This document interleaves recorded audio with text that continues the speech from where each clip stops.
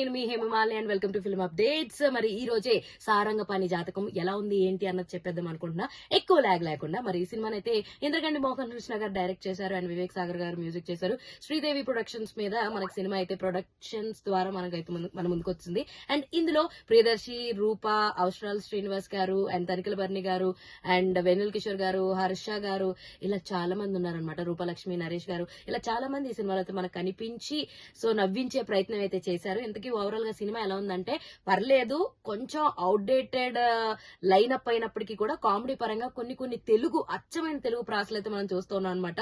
So Indraganti గారి mark అయితే కనిపించింది. సో ఆబ్వియస్లీ మనం ఈ సినిమాని ఎంజాయ్ చేయాలంటే మన ఫ్రెండ్స్, ఫ్యామిలీస్ అందరిని వేసుకుని వెళ్తే మాత్రం డెఫినెట్ గా ఎంజాయ్ చేస్తాము సినిమాని. సో ప్రియదర్శి పర్ఫార్మెన్స్ కానీ, రూపా గారి పర్ఫార్మెన్స్ కానీ అందరి చాలా చాలా బాగున్నాయి. సింపుల్ గా స్టోరీ చెప్పాలంటే ఒక హోండా షోరూమ్ లో మేనేజర్ రూపా, సో సేల్స్ పర్సన్, సేల్స్ చేసేటువంటి జాబ్ లో మన ప్రియదర్శి ఉంటారనమాట. సో ప్రియదర్శికి విపరీతమైన జాతకాలను నమ్మే పిచ్చి ఉంటుంది, రూప ప్రాక్టికల్ గా ఉంటుంది అనమాట.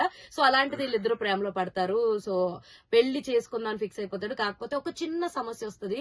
మన దర్శి జాతకరీత్యా ఒక గండం ఉంది, ఈ గండం దాటేస్తే గట్టెక్కేస్తాం అన్నట్టుగా చెప్తారు. ఇంతకీ ఆ గండం ఏంటి, అది మన దర్శి దాటాడా లేదా, ఇంతకీ రూపాన్ని పెళ్లి చేసుకున్నాడు లేదా, ఇవన్నీ తెలుసుకోవాలంటే మీరేం చేయాలి తెలుసా? అర్జెంట్ గా బుక్ మై షో ఓపెన్ చేసి టికెట్ బుక్ చేసుకుని వెళ్ళి థియేటర్స్ లో సినిమా చూసేయండి, సారంగపాణి జాతకం. సో చాలా బాగుంది సినిమా అయితే. So go and watch in your nearest theatres. ఇలాంటి ఇంట్రెస్టింగ్ అండ్ మోర్ వీడియోస్ కోసం చూస్తూనే ఉండండి హెచ్ టీవీ.